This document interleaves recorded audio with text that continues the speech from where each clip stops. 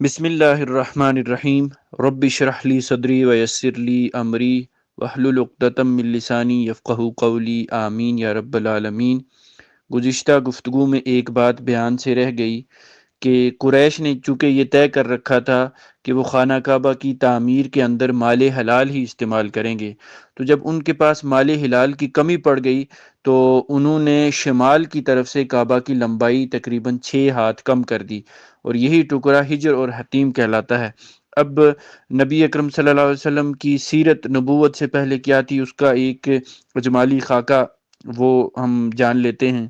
نبی اکرم صلی اللہ علیہ وسلم کا وجود ان تمام خوبیوں اور کمالات کا جامع تھا جو متفرق طور پہ لوگوں کے مختلف طبقات میں پائے جاتے ہیں۔ نبی صلی اللہ علیہ وسلم صالح فکر، دور اندیشی اور حق پسندی کا بلند معیار تھے۔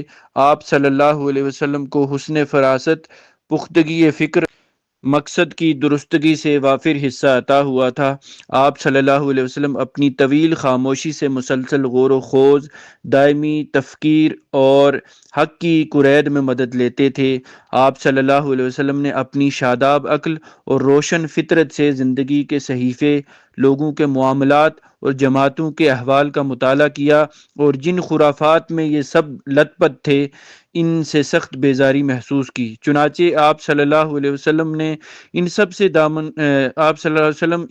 دامن کش رہتے پوری بصیرت کے ساتھ لوگوں کے درمیان نبی صلی اللہ علیہ وسلم نے زندگی کا سفر طے کیا۔ لوگوں کا جو کام اچھا ہوتا اس میں نبی صلی اللہ علیہ وسلم شرکت فرماتے، ورنہ اپنی مقررہ تنہائی کی طرف پلٹ جاتے۔ چنانچہ آپ صلی اللہ علیہ وسلم نے شراب کو کبھی منہ نہ لگایا، آستانوں کا ذبیحہ نہ کھایا، اور بتوں کے لیے منائے جانے والے تہوار اور میلوں ٹھیلوں میں کبھی شرکت نہ کی۔ آپ صلی اللہ علیہ وسلم کو شروع ہی سے ان باطل معبودوں سے اتنی نفرت تھی کہ ان سے بڑھ کر کوئی آپ کی نظر میں مبغوض نہ تھا، حتیٰ کہ لات و عزیٰ کی قسم بھی سننا آپ صلی اللہ علیہ وسلم کو گوارا نہ تھی۔ اس میں شبہ نہیں کہ تقدیر نے آپ صلی اللہ علیہ وسلم پر حفاظت کا سایہ ڈال رکھا تھا۔ چنانچہ جب بعض دنیاوی تمتعات کے حصول کے لیے نفس کے جذبات متحرک ہوئے، یا بعض ناپسندیدہ رسم و رواج کی پیروی پر طبیعت آمادہ ہوئی، تو عنایت ربانی دخیل ہو کر رکاوٹ بن گئی۔ ابن اسیر کی ایک روایت ہے کہ رسول اللہ صلی اللہ علیہ وسلم نے فرمایا، اہل جاہلیت جو کام کرتے تھے مجھے 2 دفعہ کے علاوہ کبھی ان کا خیال نہیں گزرا، لیکن ان دونوں میں سے بھی ہر دفعہ اللہ تعالیٰ نے میرے اور اس کام کے درمیان رکاوٹ ڈال دی۔ اس کے بعد پھر کبھی مجھے اس کا خیال نہ گزرا، یہاں تک کہ اللہ تعالیٰ نے مجھے اپنی پیغمبری سے مشرف فرما دیا۔ ہوا یہ کہ جو لڑکا بالائی مکہ میں میرے ساتھ بکریاں چرایا کرتا تھا، اس سے ایک رات میں نے کہا، کیوں نہ تم میری بکریاں دیکھو اور میں مکہ جا کر دوسرے جوانوں کی طرح وہاں کی شبانہ قصہ گوئی کی محفل میں شرکت کر لوں۔ اس نے کہا ٹھیک ہے۔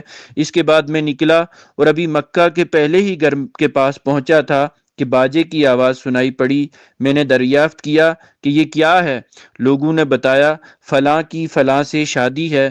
میں سننے بیٹھ گیا اور اللہ نے میرا کان بند کر دیا اور میں سو گیا۔ پھر سورج کی تمازت ہی سے میری آنکھ کھلی اور میں اپنے ساتھی کے پاس واپس چلا گیا۔ اس کے پوچھنے پر میں نے تفصیلات بتائیں۔ اس کے بعد ایک رات پھر میں نے یہی بات کہی اور مکہ پہنچا تو پھر اسی رات کی طرح کا واقعہ پیش آیا، اور اس کے بعد پھر کبھی غلط ارادہ نہ ہوا۔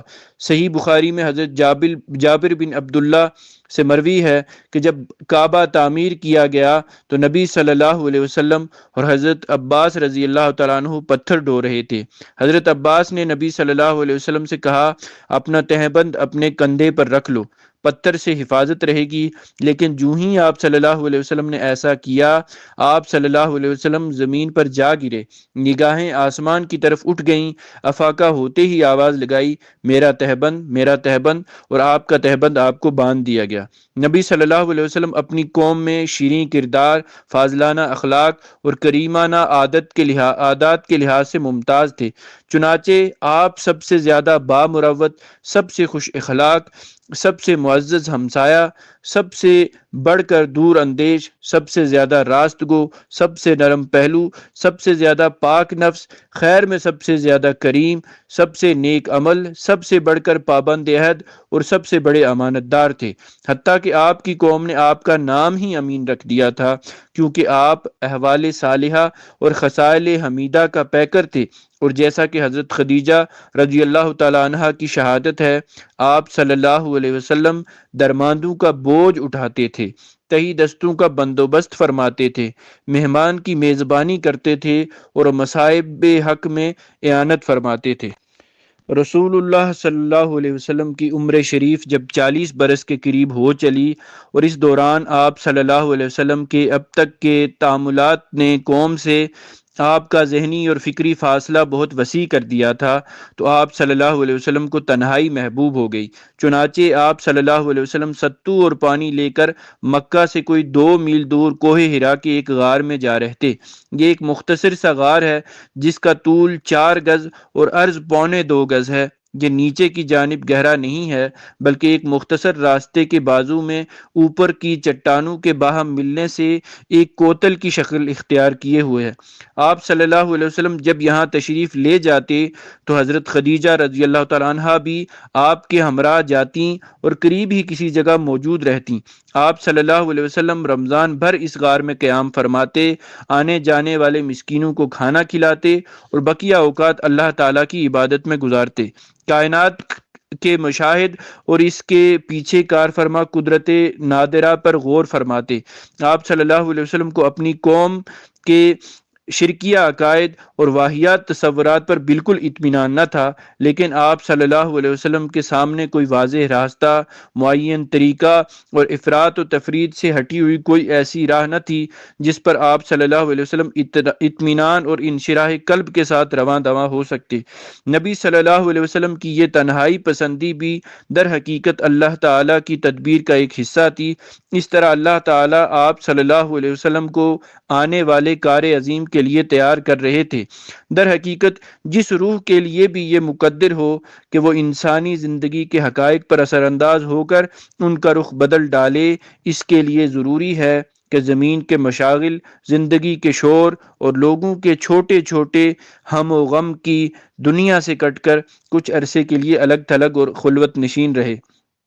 ٹھیک اسی سنت کے مطابق جب اللہ تعالیٰ نے محمد صلی اللہ علیہ وسلم کو امانت کبریٰ کا بوجھ اٹھانے، روئے زمین کو بدلنے اور خط تاریخ کو موڑنے کے لیے تیار کرنا چاہا، تو رسالت کی ذمہ داری عائد کرنے سے 3 سال پہلے آپ صلی اللہ علیہ وسلم کے لیے خلوت نشینی مقرر کر دی۔ آپ صلی اللہ علیہ وسلم اس خلوت میں 1 ماہ تک کائنات کی آزاد روح کے ساتھ ہم سفر رہتے اور اس کے وجود کے پیچھے چھپے ہوئے غیب کے اندر تدبر فرماتے، تاکہ جب اللہ تعالیٰ کا اذن ہو تو اس غیب کے ساتھ تعامل کے لیے مستعد رہیں۔ یوں انہی حالات اور انہی مشاغل کے اندر نبی اکرم صلی اللہ علیہ وسلم کی عمر 40 برس ہو گئی، اور یہی سن کمال ہے، اور کہا جاتا ہے کہ یہی پیغمبروں کی بعثت کی عمر ہے۔ تو زندگی کے افق کے پار سے آثار نبوت چمکنا اور جگمگانا شروع ہوئے۔ یہ آثار خواب تھے۔ آپ صلی اللہ علیہ وسلم جب بھی خواب دیکھتے وہ سپیدہ صبح کی طرح نمودار ہوتا۔ اس حالت پر 6 ماہ کا عرصہ گزر گیا، جو مدت نبوت کا 46واں حصہ ہے، اور کل مدت نبوت 23 برس ہے۔ اس کے بعد جب ہیرا میں خلوت نشینی کا 3 سال آیا تو اللہ تعالیٰ نے چاہا کہ روئے زمین کے باشندوں پر اس کی رحمت کا فیضان ہو، چنانچہ اس نے آپ صلی اللہ علیہ وسلم کو نبوت سے مشرف کیا، اور حضرت جبریل علیہ السلام قرآن مجید کی چند آیات لے کر آپ صلی اللہ علیہ وسلم کے پاس تشریف لائے۔ اس کے آگے پہلی وحی کس انداز میں آئی اس کو ہم اگلی نشست کے اندر اس کو بیان کریں گے۔ جو بالکل ابتدائی میری گفتگو تھی، بالکل جو پہلا سیریز کا پہلا جو سبق تھا، اس کے اندر میں نے یہ عرض کیا تھا کہ میں زیادہ تر مطالعہ وہ محسن انسانیت صلی اللہ علیہ وسلم سے کروں گا، لیکن اس دوران پھر درمیان میں یہ محسوس ہوا کہ جو اعلان نبوت سے پہلے کا بہت سارا حصہ ہے اس کو بھی آپ لوگوں تک پہنچانا ضروری ہے۔ تو لہٰذا پھر الرحیق المختوم اور محمد عربی صلی اللہ علیہ وسلم سے بھی استفادہ کیا۔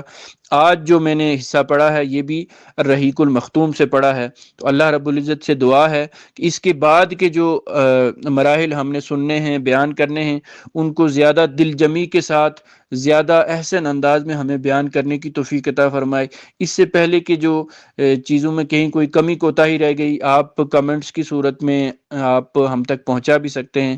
اقول قولی ھذا استغفر اللہ لی ولکم ولسائر المسلمین وآخر الدعوانا ان الحمد للہ رب العالمین۔